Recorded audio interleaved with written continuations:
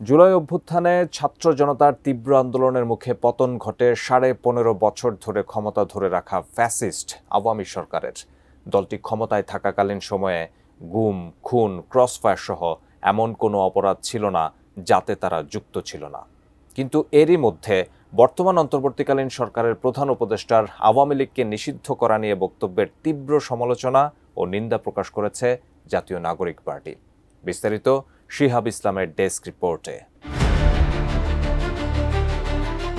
রাজধানীর বাংলা মোটরের রূপায়ণ টাওয়ারে শুক্রবার রাতে এক জরুরি সংবাদ সম্মেলনে আওয়ামী লীগকে নিষিদ্ধ করার কোনো পরিকল্পনা সরকারের নেই। প্রধান উপদেষ্টার এমন বক্তব্যের তীব্র নিন্দা জানিয়েছে জাতীয় নাগরিক পার্টি এনসিপি। সংবাদ সম্মেলনে এনসিপির আহ্বায়ক মোহাম্মদ নাহিদ ইসলাম বলেছেন, প্রধান উপদেষ্টার বক্তব্য অত্যন্ত অনাকাঙ্ক্ষিত।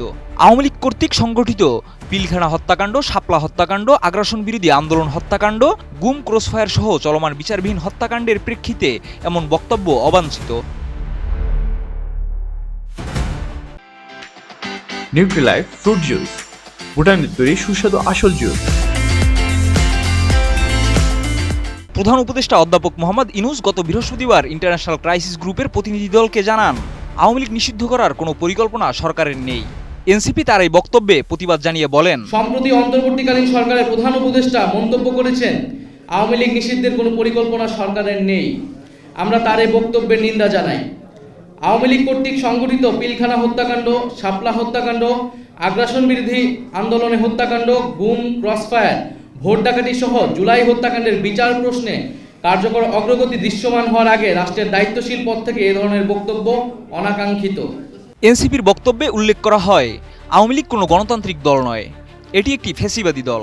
আওয়ামী লীগ দেশের ইতিহাসে গণহত্যার জন্য দায়ী। আওয়ামী লীগের বিচার এবং আওয়ামী লীগের যে নিবন্ধন বাতিল সহ তাকে রাজনৈতিক এবং সাংগঠনিকভাবে কার্যক্রম থেকে বিরত রাখার বিষয়ে সরকার এবং সকল রাজনৈতিক ফ্যাসিবাদ বিরোধী রাজনৈতিক পক্ষগুলোকে আমরা একত্রিত হওয়ার আহ্বান জানাচ্ছি।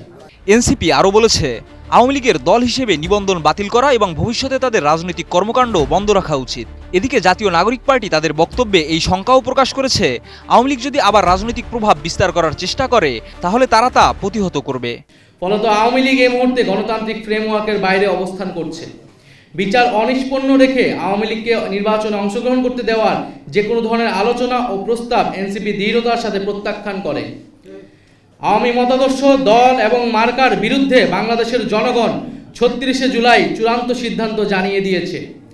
ফলে দল ও মতাদর্শ হিসেবে আওয়ামী লীগ বাংলাদেশে রাজনীতি করার সকল অধিকার হারিয়েছে।